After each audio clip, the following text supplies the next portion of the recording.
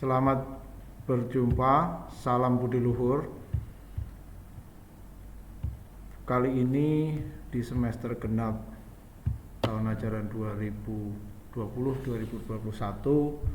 saya kebetulan mengampu mata kuliah algoritma dan struktur data untuk mahasiswa program studi teknik informatika. Pertama, mata kuliah ini termasuk mata kuliah dasar khusus, artinya merupakan mata kuliah dasar yang biasanya diberikan kepada mahasiswa-mahasiswa program studi ilmu komputer atau program studi yang berbasis komputer.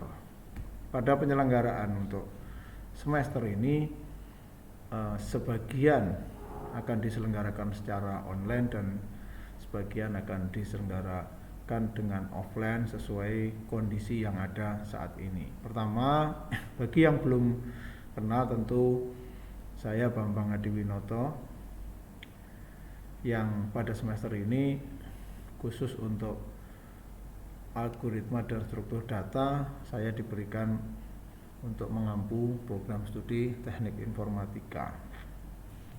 Kemudian dalam pembahasan nanti juga di pertemuan pertama ini khususnya kita lebih membahas hal-hal yang berkaitan dengan dasar-dasar ilmu komputer dan kaitannya dengan algoritma. Baik, kita mulai saja. Selama satu semester kita akan melakukan kurang lebih 16 sesi perkuliahan yang diantaranya nanti pada sesi ke-8 akan diselenggarakan ujian tengah semester dan pada sesi ke-16 akan diselenggarakan ujian akhir semester, sehingga secara teknis kita akan bertemu baik di ruang kuliah di laboratorium maupun di ruang online itu sebanyak 14 kali. Kemudian dari 14 kali nanti di sini sudah saya sebutkan apa-apa saja yang akan kita bahas di setiap sesinya, sehingga nanti sudah bisa diprediksi, kalian sudah bisa membaca atau mencari informasi yang berkaitan dengan topik-topik yang akan kita bahas di setiap pertemuan. Tentu dengan mengandalkan bahan ajar yang sekarang ini saya sampaikan dalam bentuk PowerPoint maupun video pembelajaran. Kemudian pada kali ini sesuai dengan topik yang ada di dalam perencanaan perkuliahan dalam satu semester, kita akan melihat topik tentang pengenalan teori dasar algoritma dan teori dasar komputer. Teori dasar algoritma. Mata kuliah ini tadi dikatakan merupakan mata kuliah dasar, jadi mata kuliah dasar komputer, sehingga nanti tujuannya adalah bahwa setelah selesai kuliah algoritma pemrograman dan struktur data, diharapkan mahasiswa kalian semua bisa mengerti konsep dan logika berpikir komputer, bagaimana komputer itu bekerja untuk menangani pekerjaan-pekerjaan yang diberikan oleh manusia.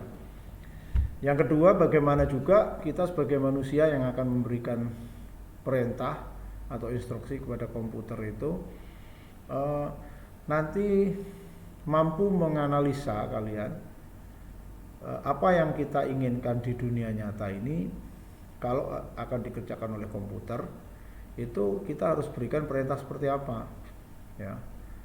Sehingga kalau kita mengerti bagaimana mentransformasikan antara kebutuhan kita di dunia nyata yang kemudian akan dikerjakan oleh komputer, maka kita akan mampu menciptakan instruksi atau algoritma untuk komputer dengan lebih baik. Nah, yang berikutnya adalah bahwa nanti biasanya praktikum kita memang menggunakan salah satu software pemrograman Borland C++. Tetapi untuk kali ini berhubung dengan sebagian masih harus kuliah secara online, maka kita akan gunakan Pascal for Windows, baik yang bisa dijalankan di PC atau laptop maupun bisa juga dijalankan di perangkat ponsel pintar yang berbasis Android. Jadi kita gunakan Pascal ya. Berikutnya, ini sudah pernah dibahas mungkin di mata kuliah lain bahwa sebuah komputer itu merupakan sebuah kumpulan berbagai perangkat yang kemudian membentuk sebuah sistem. Artinya satu kesatuan. Biasanya sebuah komputer akan bekerja dengan baik apabila cukup ya komponennya, baik perangkat keras, hardware, perangkat lunak, software maupun penggunanya atau siapa yang akan memanfaatkan si hardware dan software tadi atau biasanya disebut brainware. Nah, software inilah yang kemudian salah satunya itu harus dibuat oleh baik ahli-ahli ya. Kalau ahli ini mungkin cenderung menyiapkan software-software yang bersifat pokok.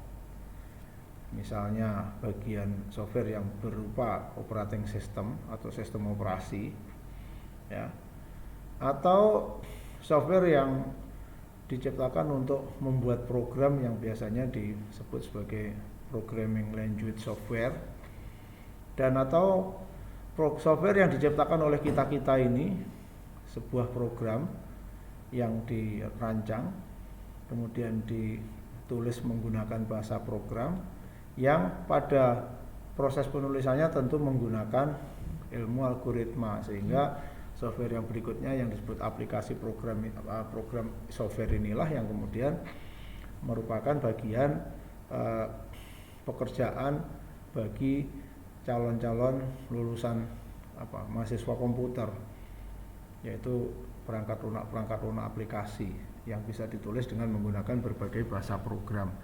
Nah, contohnya pada praktikum kita nanti misalnya kita gunakan Pascal. Kemudian bagian dari komputer sendiri kalau kita lihat secara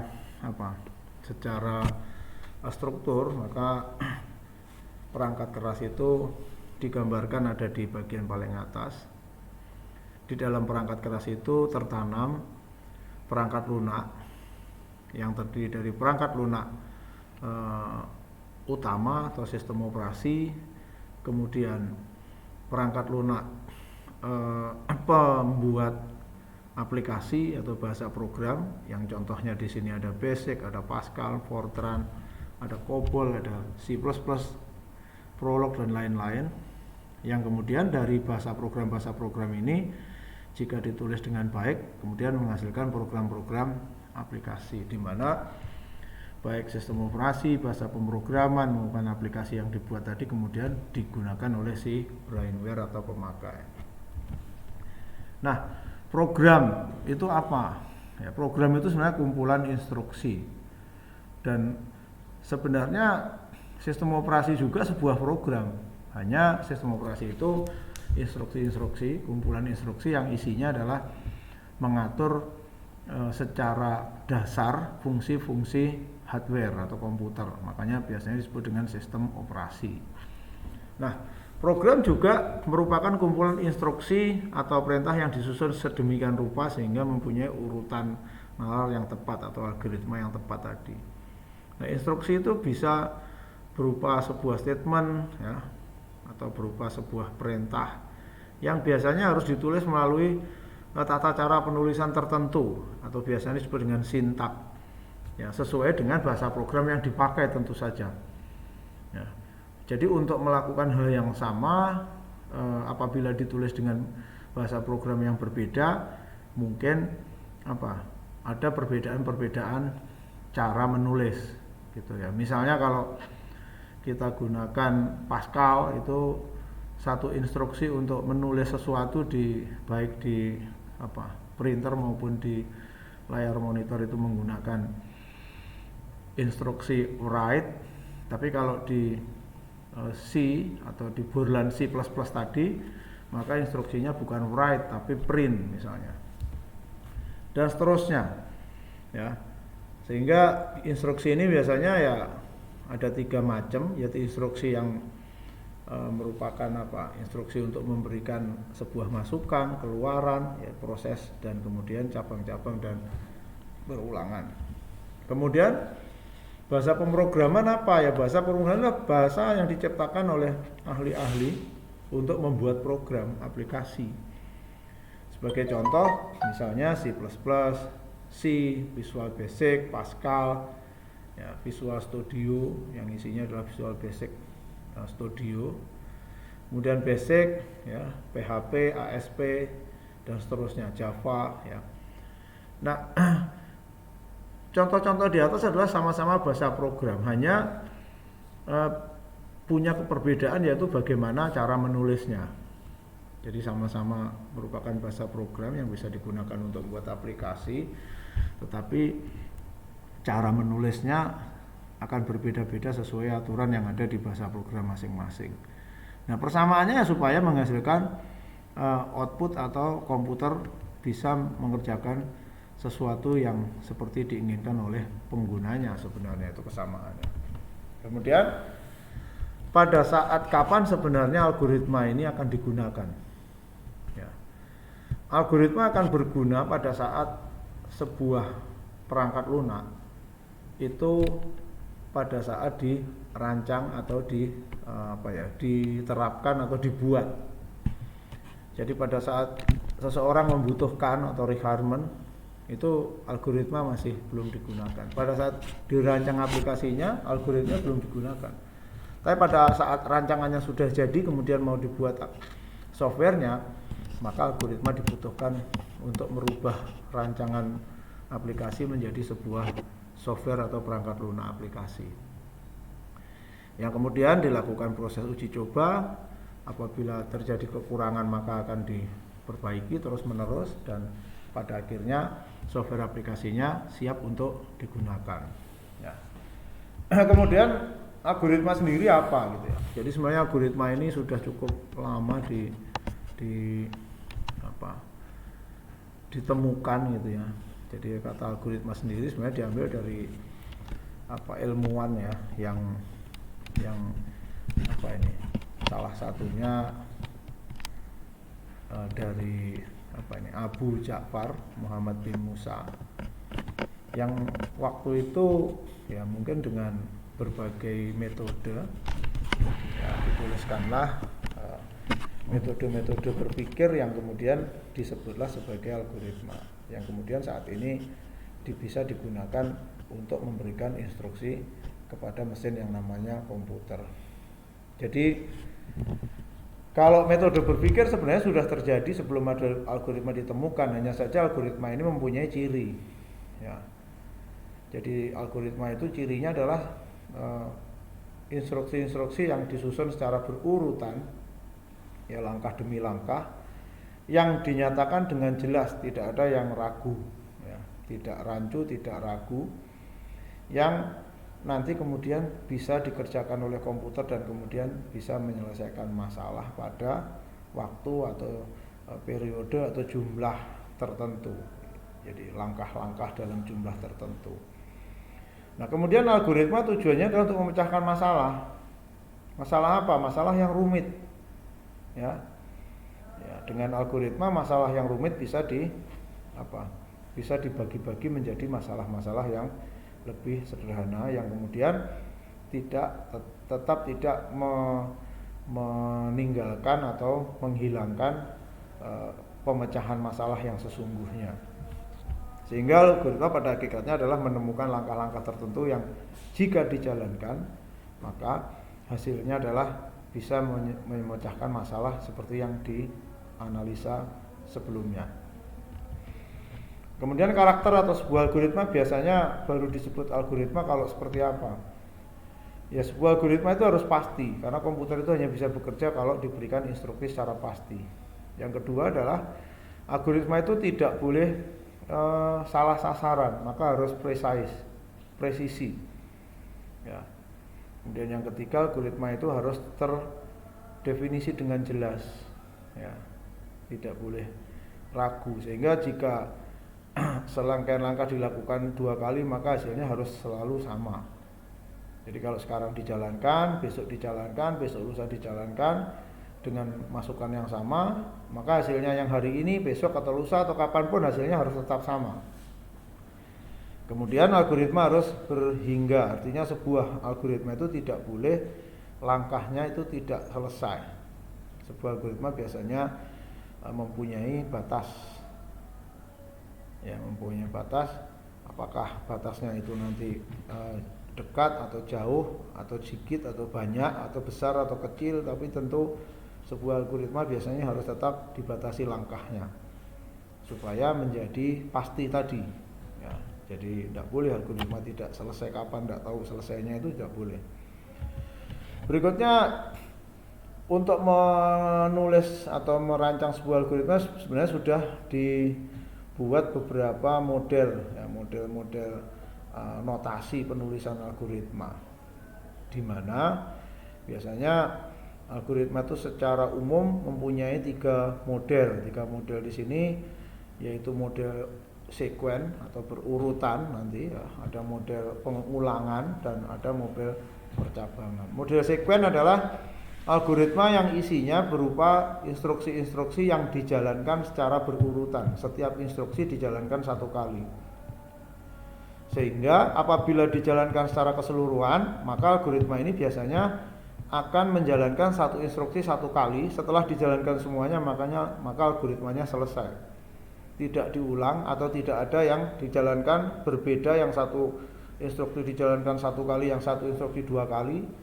Tapi semua hanya dijalankan 1 kali setiap instruksi. Setelah dijalankan semuanya, dari instruksi pertama sampai instruksi terakhir, maka algoritmanya kemudian selesai. Contoh, di sini ada 3 simbol variabel. Variabel itu peubah, namanya A, B, dan N.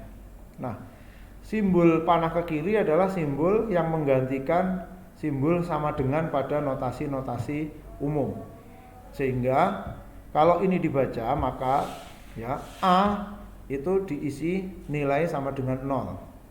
B diisi sebuah nilai sama dengan 0, dan N diisi nilai